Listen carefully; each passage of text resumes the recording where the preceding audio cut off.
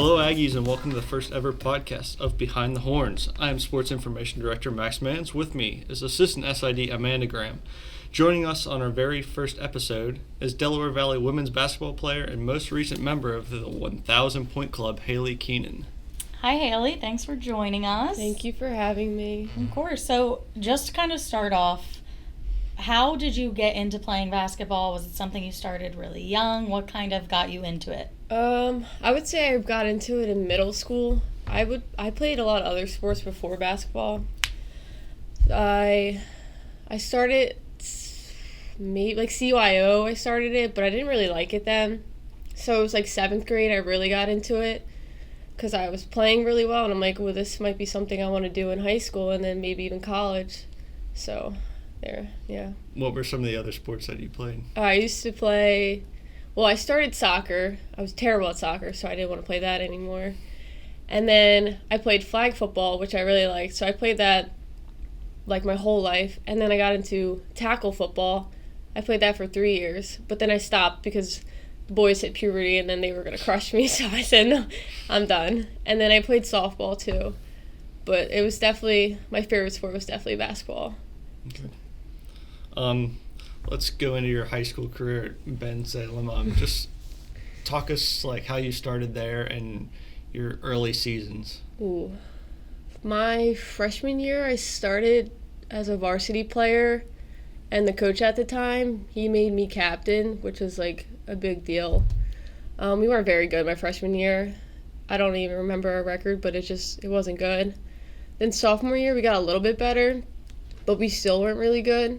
And then my junior year, we did really well. We finally made playoffs, which was huge. Then my senior year was definitely the best year. We made playoffs again, but we lost in the first round. But it was definitely the best year I had at high school. And your high school career, obviously, that's where you first hit the 1,000 point mark for the first time. There's an article on Suburban One Sports. Yeah, I saw that you guys got that. I have no idea how you found that. I was reading it, and I was like, Google search of your name and it pops up. So, kind of walk us through that, like, building up to, as you reach that milestone. So, the whole entire school day, I was super nervous because everyone kept coming up to me, asking me if I was going to get it, and I'm like, well, I have no idea because I have to get 21 points, and that's a lot of points. So, I'm like, we'll see, but, like, I'm not knocking it, but, like, I'm going to try my best because it was a home game, and then the next game was an away game, so everyone really wanted me to get it at home. So, I was nervous. But as soon as the game started, and I think I hit maybe a 3, I knew that I was going to get it. I started feeling it, and then I got it, which was huge. And you got it at the free throw line. Yeah, and that was awful. That was awful. Explain that feeling. So, that was the last way I wanted to get my 1,000 point. But, of course, that's the way I got it. So, I'm super nervous, and my teammates are like, you got it, like, just take your time, and I'm like, all right. So I shoot the first one, and I honestly thought I was going to miss it. It, like, went in and out, and I'm like, oh, it went in, and I'm like, all right, now I have to hit the second one. I hit the second one, and then my team ran to me and hugged me, and then they, like, stopped the game for a little bit. My family was able to come down and give me hugs. It was pretty cool. Nice. Yeah. Nice. Thanks to our Google search, we were actually able to get your quote. I don't even want how you felt in that moment. You told Suburban One Sports, when I had to go to the foul line, I've never been more nervous in my entire life.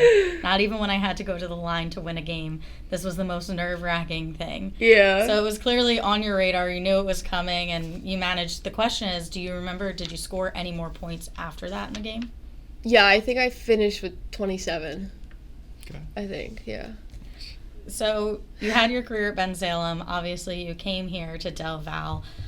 What led to your decision to choose Del Val? What was that kind of recruiting process like? What schools were you, in between? So it's definitely, I took a while to figure out where I wanted to go because during that time, it was COVID, so, like, there was no more visits anywhere or anything, and it was between here and Gwinnett.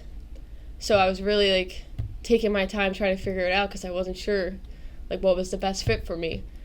But I really liked Coach Hogan, so she was, like, a main reason why I came here. And then the girls that I met that were here at the time, they reminded me of my friends from home. So I'm like, all right, I really like the team. And then I went and looked and see like what conference was better, and the MAC is better than whatever conference Gwinnett's in. So I was like, I want to play good competition. So I'm like, so I think Del Val is the best fit for me. So. And how was your first 3 seasons? Obviously, some ups and downs. Yeah, and it definitely was rough. This season, you're off to an 8-2 start now. So, yeah. What's kind of like the mindset in the locker room right now as we approach conference play? We're just gonna go game by game, day by day. Just try to play our game.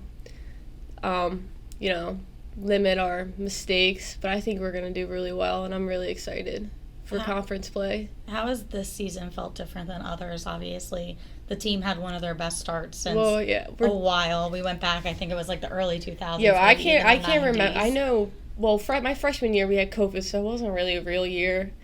And then my sophomore year, we weren't very good. We also, it was still like COVID too, so it was kind of just like, it wasn't that fun. My junior year, we were a lot better. I don't think we had a winning record, but we still won like a good amount of games. But this year we're doing really well, and I don't think I've ever started on a team that's 8-2 right now, which is a really good feeling. And I think everyone's really happy right now. It's just like really good vibes right now, and I think it'll be like that, hopefully for the rest of the season, because winning feels really good. And it just makes everyone really happy. Mm-hmm. So. Well, that record's not the only highlight of this season. You just hit your 1,000th point at Del Val quite a few games ago. Yeah. In the game against Stockton. And it kind of came at another critical moment for you. You weren't at the foul line, but team was down. You were nearing halftime, and you were a single point away. And you hit the layup at the buzzer to not only put your team in the lead, but hit your 1,000th point. Tell us about that moment. Was that, milestone on your radar? Did you know it was coming? Were you kind of counting down the points, or were you more focused on we need to get the lead before we go into halftime? Yeah, I would say both. Like, I knew I needed 2 more points, but I didn't want to force anything the last couple seconds. But I think we were down 1. So we had like a side bounce play, and they got it into me, and then I saw that the lane was big enough for me to take a chance, and I drove, and I did like a little move, and I laid it up, and I made it. So I knew like that was my 1,000th, and then I looked at my team, and they embraced me, which was really cool. And then I got to go over to my family and give them hugs, and I don't think I could have gotten it any better way than I did, because getting at halftime on the buzzer is pretty cool. Was there any like lead up to it, like in the coming games? Because I know we were keeping an eye on it. I think for 3 or 4 games we were like, she could go off for 30 points. Yeah, I think the game before that, my family thought I was going to get it because I had like 28 points, and I only needed, at that time, I think I need like 37. So they were kind of nervous that I was going to get it then, but like I didn't, thank God. But I wanted to get it home, but I also, that doesn't matter because I want to win games. Winning's more important than anything. So I just took it game by game, and then ended up getting it at Stockton, which is fine. But the way I got it was definitely better than any other way I could have gotten it. I'm really glad I wasn't the foul line or anything. So a little more natural than it's just like pressure everybody. The kind of layup I usually do. So it's a pretty cool way to get it. Nice. So moving on to like your athletic career as a whole, who would you say would be the most influential person to you? I would have to say my parents, just because they've been with me since I've started my athletic career, and they're like the only people that have always been there for me through like the highs and the lows, and they always believed in me and like never gave up on me, and always knew like what I could do, and like always can be better than the last like game. So I would say my parents. So, again, with your athletic career and journey, you picked up basketball a little later, right? Middle school is when you really started to take it seriously. And now you're kind of at this level, you're nearing the end of this level. So thinking back to that entire process, if you could change one thing about your journey, what would it be? Well, I wouldn't really change anything because I feel like I'm where I am for a reason, and I'm really proud of what I've done in my career. But if I could change one thing, it would definitely just be COVID. That COVID year, I wish we could have had a full, like, freshman experience and then a full, like, sophomore year. Like, I think we lost, like, 6 games, which is, like, a good amount of games. So I would say if we could just wipe COVID out and have, like, a full 4 years of college basketball, that'd be pretty cool.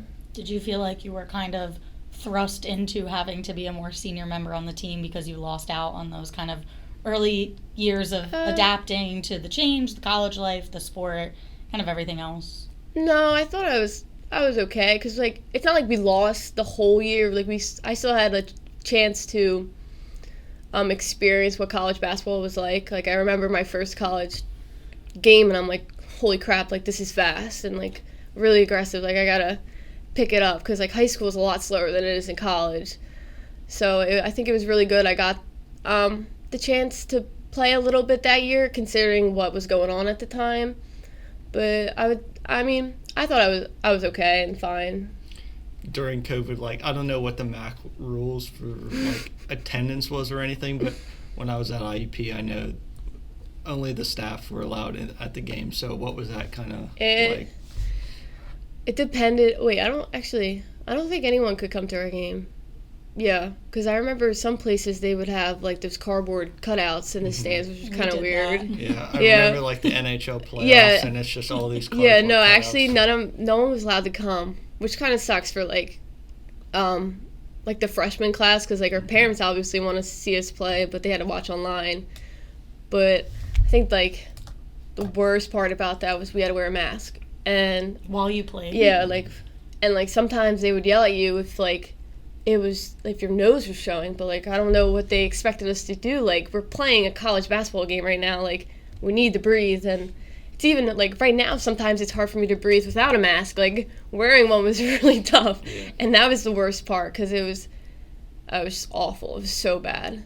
That's wild. Yeah, I mean, I know we had to, if you were on the bench. Yeah, our players didn't have to wear masks, our coaches at the time, and we were in Philly, so we had different rules. Yeah. I think where a lot I of was it was and school out or here. county dependent. Yeah, well, I know that the chairs were, there was, like, giant gaps between the chairs, so it's like, if you want to talk to your teammate, they were, like, yards away. But then you go out on the court and your shoulder. Which I don't understand why we had to wear a mask, because we're playing basketball and we're obviously touching the same ball and, you know, like, touching each other and stuff. Like, I don't know why we had to wear it. Like, I thought that was so pointless. It feels like a lifetime ago that happened. Like, I know. That it was a whole other world. Yeah, it's I feel almost like a completely dream. new person now than I was back then. Did that experience teach you anything about yourself as, like, a player, a person, just kind of that persistence and determination? Because I don't think I would personally continue playing if they made me wear a mask on the court. It was definitely tough, but it was honestly, based on the mask part, it was honestly a good thing that we only played 9 games, because if we had to play, like, 25 plus games in a mask, that would really suck. Like, I would hate it. So true. Even the outdoor sports, I remember, like, lacrosse, going out there, they had to wear a mask. And outside doesn't even make sense. That's like crazy to me. Yeah. I never experienced. I mean, like I said, I experienced staff having to do it, coaches, Oh, refs, yeah, and then we but also never players. we had to get COVID tested 3 times a week, which that was actually the worst part, because they would stick that thing so far up your nose, and it was at 8 a.m. in the morning. That was awful. That was, no. Not a great time, but it's all right. All right, enough of COVID talk. Enough of memory lane. Bad memories. Well, let's touch on a good memory. What would be your most favorite part about playing basketball, and how do you want to continue to keep basketball in your life after college? Yeah, so my favorite part would be 2 things. I love to compete, like just getting a chance to play on the court every night. It's like the best feeling. Like I love it so much. And then it's even better when you get to do that with your best friends. You get to battle with them every game, which is a really cool feeling and something I'll always remember. So after this is over, so like right now I'm an assistant coach on an AAU girls team.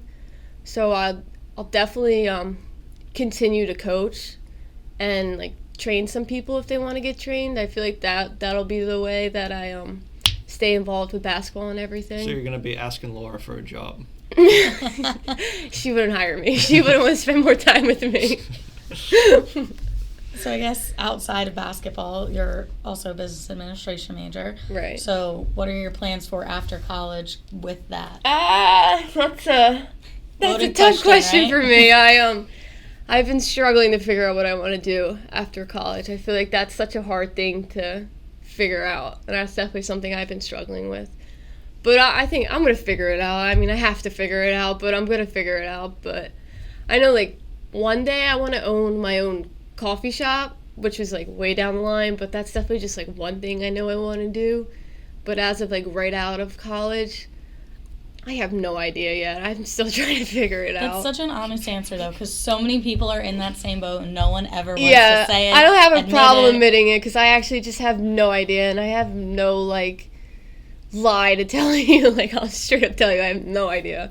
So why a coffee shop? Have you I worked love in them coffee. in the past? I Have just you worked at one in the past, or do you just No, like I coffee? I just love coffee, and then I love going to coffee shops, and I just, like, love the vibe and stuff, and I feel like I definitely could run my own coffee shop. So what's your vibe? What would be your idyllic, like, Oh, I actually have no is it a idea. basketball-themed coffee shop? Yeah, I'll have a little hoop for people to shoot. You make a Perfect. half-court shot, you get a free coffee for weeks. They have those arcade bars. You should have an arcade, like, gaming coffee shop. Yeah, I would With actually all be... those fun games. You have a little basketball game, That would be some pretty skee cool. ball. No, I Let me know if honestly... you open that up. I just recently started, like, getting into making my own coffee and everything, so I kind of am getting an idea of, like, how that part works. So I'm like, well, I really think I could run my own coffee shop one day, because obviously, like, I'm a business major, so I understand the business side of things, and I understand the coffee side of things, so I feel like Because that's... you drink it. What? Because you drink it. She's making her own right now. She's investigating. She gotta take a trip out of the country, go look at different beans and everything else. Yeah.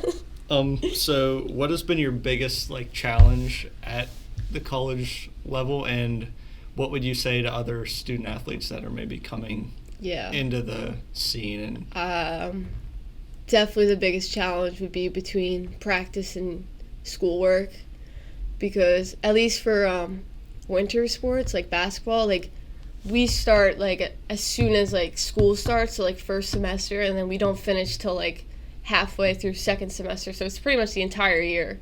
So it definitely, I would say, time management skills is very important, because if you don't make time for your schoolwork and, you know, having practice for at least 2 hours every night and having a game, like, you're definitely going to struggle, because I'm definitely not the best at time management, but I've gotten better over the years. But that's definitely, like, I would say, like, a main thing is time management. It's very important.